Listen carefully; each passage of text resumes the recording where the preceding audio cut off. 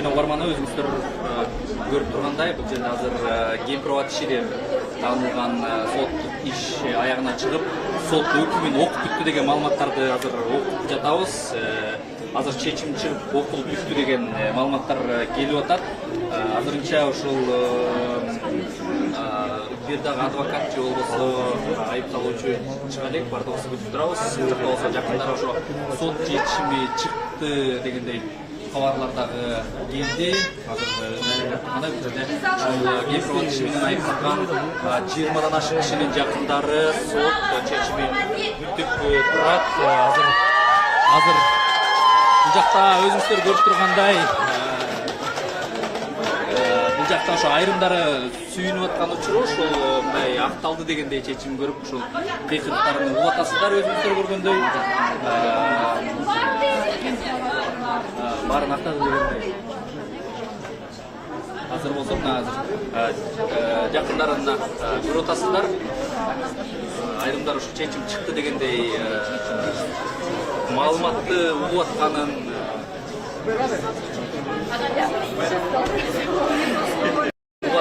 бирок дагы эскерте кетчү нерсе ушул сот залынан эч ким чыга элек, ошондой эле адвокаттары жана айыпталгандардын бирөөсү дагы чыгып мындай бул маалыматты тастыктай элек, бирок жакындары ушундай маалыматтардын чыгып атканын, акталды деген сөздөр бар экенин айтып сүйүнүп аткан эмоцияларын көрүп атасыздар.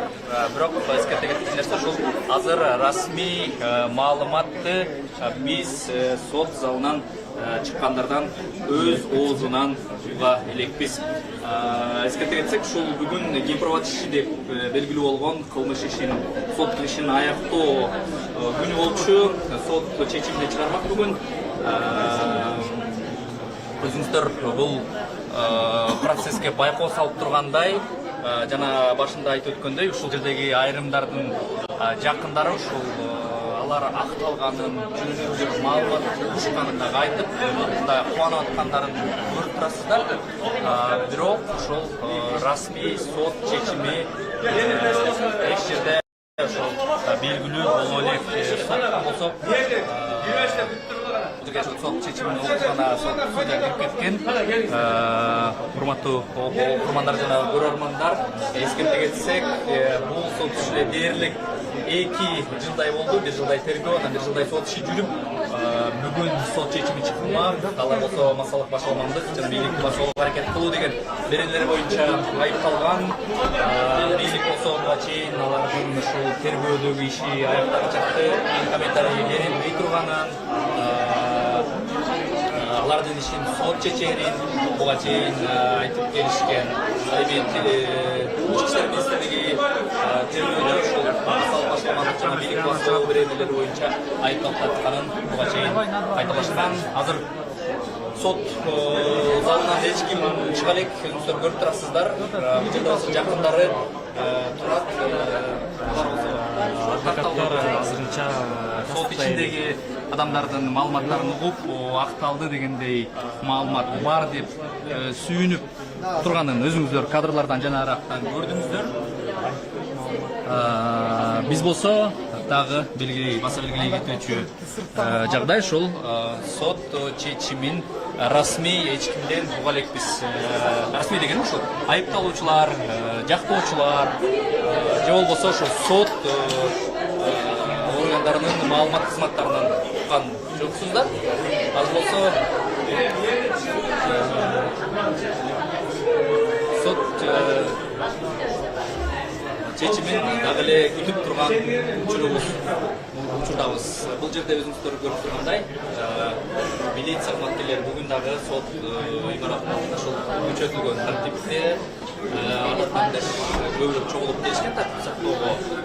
Буга чейин айыпталуучулар сот залына кирип баратып, албетте акыйкатты үмүт кылып жатышкандын айрымдары айтып берген болушчу. Азыр болсо сот залынан өзүңүздөр көргөндөй судья чыгып келатат. Судьяны чыгып келатканын көрүп атасыздар. Судья ушул күч катардын. Атай, кандай чечим болду? Сот баарын актады. баарын ақтап, мыйзамдуу чечим мыйзамдуу күчүнө киргизecekти. Спасибо всем. Камактагылардын баарын мыйзамга бошотуп, баарын актап. Клара эже, бул чечимди күттүңүз беле, кандай болду? Biz için bu çeşim adan gütüsüz oldu. Çeşim adiletli oldu. Bardıq kempiratçılar bari aktaldı. Endi кылмыштын курамы жок делби, кандай негиздер болду? Немесinin formулировкасы esinde yok. Kılmıştın kuramı yok dedi okşaydı. Taktap. Кана биз адвокаттан сурайлы, сиз кандай негиздер менен акталды ошондо? Кылмыштын курамы жок деп, сиз бул чечимди кандай кабыл аласыз? Адилеттүү, албетте бул кылым соду адилеттүү аяктагандан кийин сот кайда чыкты. Камалгандар азыр чыгат да, bu абакта? Барына подписка берди, баары чыгат. Соттун чечими күчүнө кирген. Соттун чечимине да сразу эле азыр кол коюп чыгышат. Асежа кандай баалайсыз соттун чечимин? Эч кимди уккан жокмун, өзүм чечим чыгардым. Далиле болгон жок деп сот айтты. Сиз жактап жаткан жеңиш болуп атат, азыр камакта калабы же кандай болот?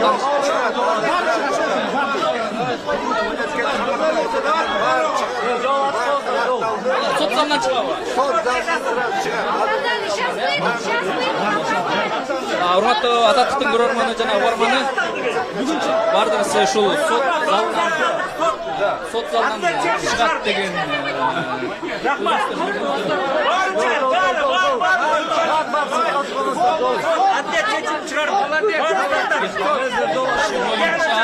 бардык айыпталуучулар акталганын токтоп атышат. Бул жерде азыр ошол абакта отургандарды дагы айрымдарын чыгарат деди. Сот күчүнө киргизecekти. Ошол подписка бербейбиз деп болот, ошол чечим менен чыгарат деп айтышты. Азыркы күндө өзүңүздөр ушул жакындар менен куттуктап, алардын эмоциясын көрүп отурасыздар. Бүгүн ушул 2 жылга созулган кемпировать деген белгилүү болгон иш аягына келди деп айтсак болот. Албетте азыр биз прокурорлордун дагы пикирин сурап көрөбүз. Балким алар апелляциялык арыз бериши дагы мүмкүн. Адатта ушундай берилет. Азыр болсо жол ачык баары эле чыгат сыртка. Сүйүнгөн эмоцияларын байкап турган учурлар, алар ошо Мы не верили. азыр биз ошол албетте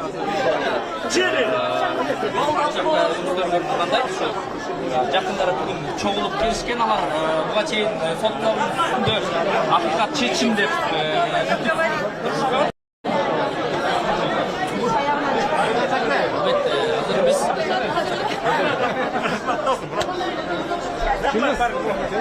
рахмат достор, рахмат. Жакшы.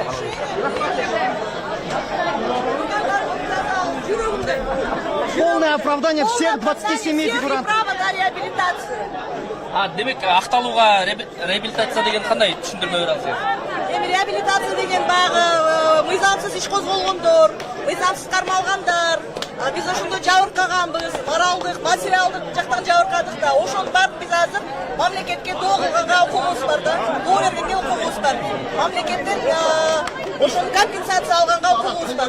Бирок азырынча сот чечими күчүнө кире элек, өзүңөр билесиңер, апелляциялык даттануулар болушу мүмкүн, болушу мүмкүн. Эми прокуратура тарабынан апелляциялык даттануу болушу мүмкүн. Алар 20 жыл сурагандан кийин сөзсүз түрдө апелляциялык даттануу болот го дейм. Ошон үчүн азыркы күндө акыркы чекит коюу дагы эрте да. Бирок эң негизгиси ошол өзгөчө абакта отургандардын акталып кетиши биз үчүн абдан күтүүсүз мындай окуя болду.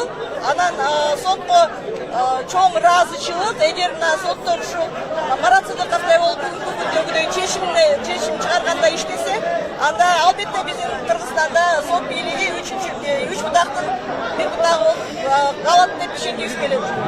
Чоң рахмат. Сиздер болсо Конституциялык судьянын мурдак судьясын уктуңуздар. Ал дагы ошол кемпировать боюнча айыпталып жаткандардын бири болчу.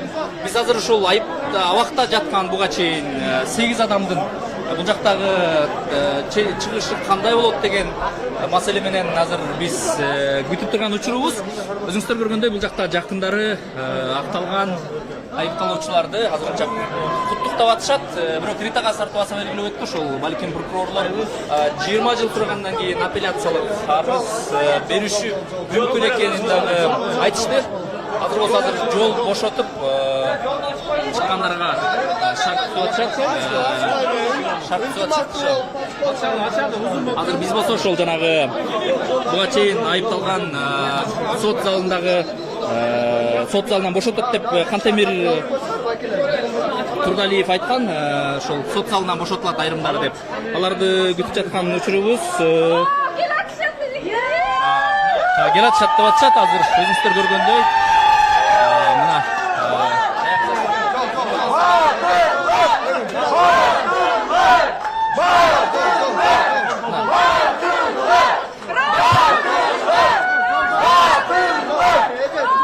өзүңүздөр көргөндөй эмоцияларды көрүп атасыздар. Эмоцияларды. Айдан мырза, биринчиден кандай чечимге кандай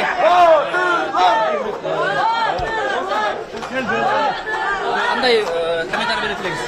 Биринчиден сот адилеттүү чечим чыгарганын биз күткөнбүз, ошол аткарылды, биз ошого ыраазычылык билдиребиз. Чоң рахмат.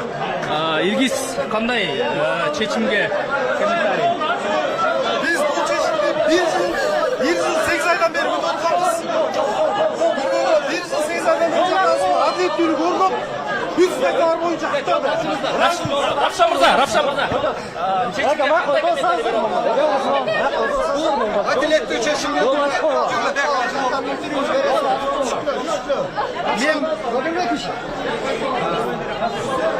мен мындай чечим болот деп күткөн эмесмин.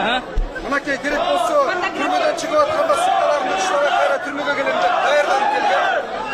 Сот адилеттүү чечим чыгарды. Кандай негиз менен чыгарды билбейбиз, бирок биз эч убакта күнөөлүү эмес болчу. Биз үчүн күтүүсүз чечим болду. Прокуратура балким бул апелляциялык арыз береби деп күтүп атасыздар, кандай болот? Биз аны билбейбиз. Мүмкүн берет, мүмкүн бербейт. Бирок соттун чечими азыр биздин күнөөлүү эмес экенибизди, биздин бардык болгон мүмкүнчүлүгүбүз мыйзамдын негизинде болгон толук менен далилдейт. Азыр биз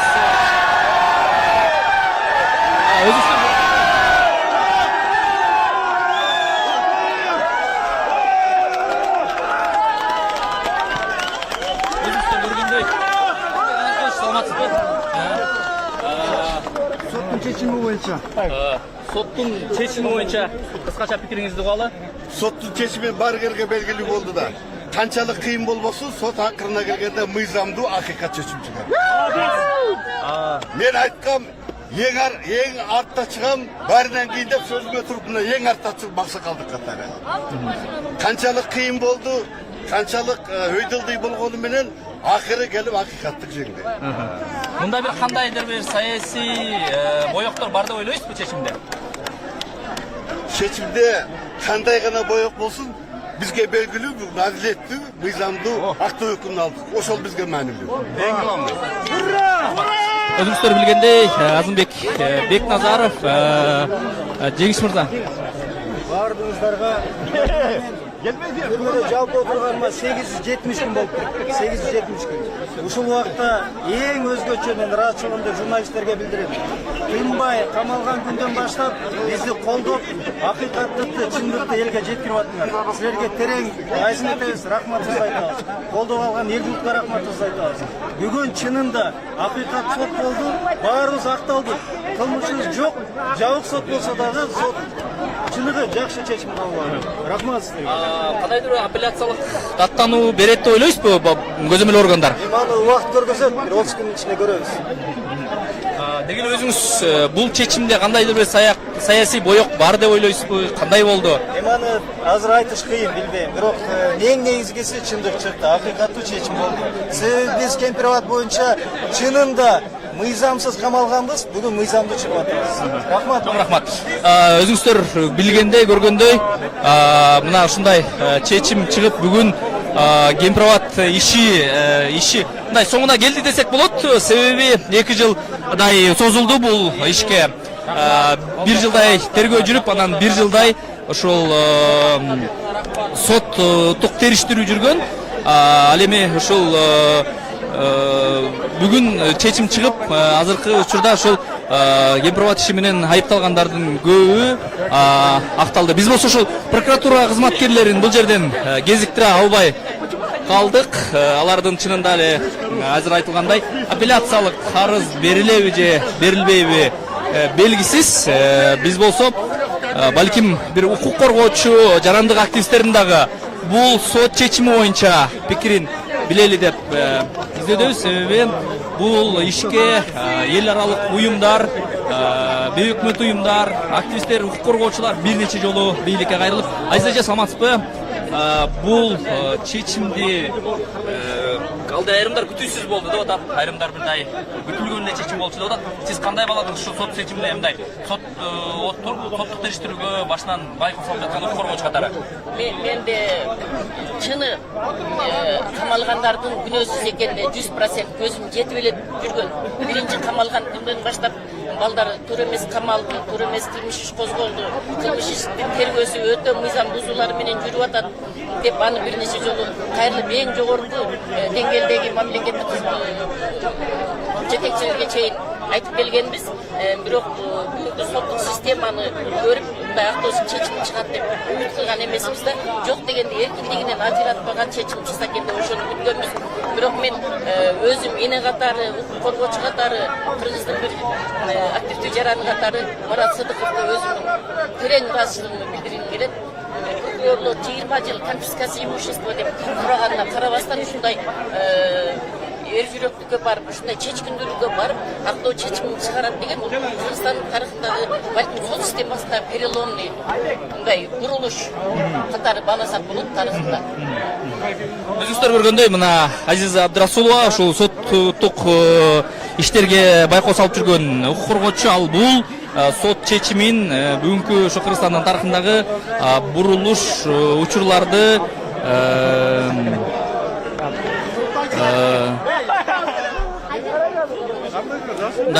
ушул бурулуш учурлардын бири болду деди.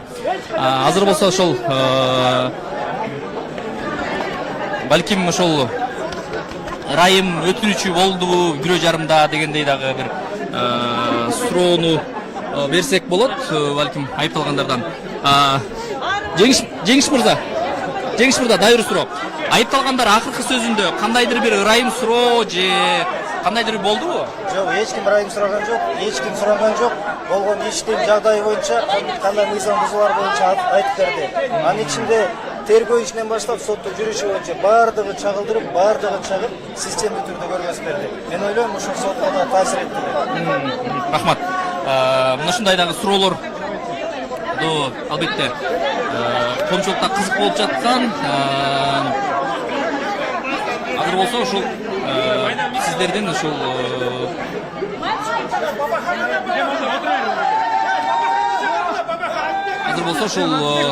кемпирбат иши боюнча айыпталгандардын сүрөткө чыгып атканына көп болуп жатасыздар.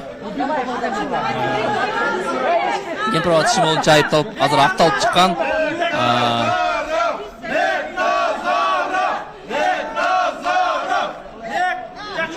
Бул жакка сүрөткө чыгып атканын көрүп атасыздар. Кыргызстанда сот адилеттүү болушу керек. Өзүңүздөр көргөндөй бул айыпталуучулар ушул Кыргызстанда сот ушундай болуш. Адилеттүү сот керек. Азамат сот. Бүгүн сот жарады ишке. Акыйкат чындыктын чын өтүүсүн көрбөс, Чоң рахмат. Баарыңыздарга рахмат. Азамат. Саламатсызбы? Азаттыктан түз эфирдебиз. Сиз мындай саясий иштерге көп катышып жүргөнсүз буга чейин эгемендүү Кыргызстан тарыхында. Бүгүнкү чечим боюнча эмнелерди айта аласыз? Биз биринчи күндөн баштап Кемпирбат Окасович камалган күнөөсү жок. Эч кандай күнөөсү жок айтып келгенбиз. Сот бүгүн фамилиясын да билбей башкарудан эрдик кылды. Чыныгы демократияны сактап калды. Адам укугун сактап калды. Сөз эркиндигин сактап калды. Анткени Конституциянын 32-39 статьясында булар эркин пикет кылганга акысы бар болчу, эркин пикирин билдирүүгө акысы болчу. Булар билдиришти пикет кылды. Аны эч качан эч ким мүнөлөмөш керек болчу. Мына ушуну сот бүгүн конституциянын негизинде чечим чыгар деп ойлойм. Мындан ары оппозицияга карата эркиндик, чогулууга эркиндик, сөз эркиндигинин абалы Кыргызстанда дегеле кандай болушу мүмкүн деп болжолдоп Мен атасыз? ойлойм ишеним пайда болуп бүгүндөн баштап. Бүгүндөн баштап бул чоң ишеним да. Азыркы бийлик менимче бир жакшы акылга келет деген чоң ишеним бар. Мен ойлойм жогору жактан бир эме болбосо, кандайдыр бир сигнал болбосо, мындай чечимдер чыгыш кыйын болчу деген оюм да. Кандайдыр бир жакшы белги болсо керек да. Жөн болбосо жөн чыкпайт эле. Мен оюм да. Мен ойлойм азыркы бийлик дагы өзү бир жакшы чечим кылат деген чоң ишеним бар. Чоң рахмат. Өзүңүздөр мына уктуңуздар, Укурова Шайза Абдрасулова бул чечимди мындай Кыргызстандагы бурулуш учурлардын бири деп атаса, Укуровочу Турсунбай Акун бул ошол бийлик тараптан дагы кандайдыр бир чечим болуп, ошонун негизинде сот чечими таасир этиши мүмкүн дегендей дагы пикирин уга алдыңыздар. Сиздер болсо азыр Кемпироват иши менен акталгандардын жакындарынын дагы эле ушу бири-бирин куттуктаган, бири-биринин эмоциясын билдирип аткан учурун көрүп жатасыздар. Урматтуу Азаттыктын көрөрман жана угарманы, эскерте кетсек, бул Кемпироват иши менен деп белгилүү болгон кылмыш иши массалык башламандык, бийлик басуулук аракет көрүү деген эки беренин негизинде кылмыш иши козголгон болчу. Анда ушул бир жылдай тергөө иши жүрсө, бир жылдай соттук иши жүрүп, анан алгач ушу 27 адамдай 20-30га жакын адам камалып, алардын ар түрдүү жагдайда улам үй камагына, ден соолугуна байланыштуу чыгып отуруп 8 адам кабакта калган. Алардын айрымдарынын иши өзүнчө бөлүнгөн. Мисалы, Орозайым Нарматованын дагы иши өзүнчө бөлүнгөн. Андан кийин ошол сот чечими жакындап калганда Бектур Асанов, Кубанычбек Кадыров жана ошондой эле ден соолугуна байланыштуу Бектур Асанов, ошол Кубанычбек Кадыров болсо ошол өзүнчө ишти алардыкы бөлүнүп алынган. Балким ошол алардын иши дагы азырынча сотто кандай болот белгисиз.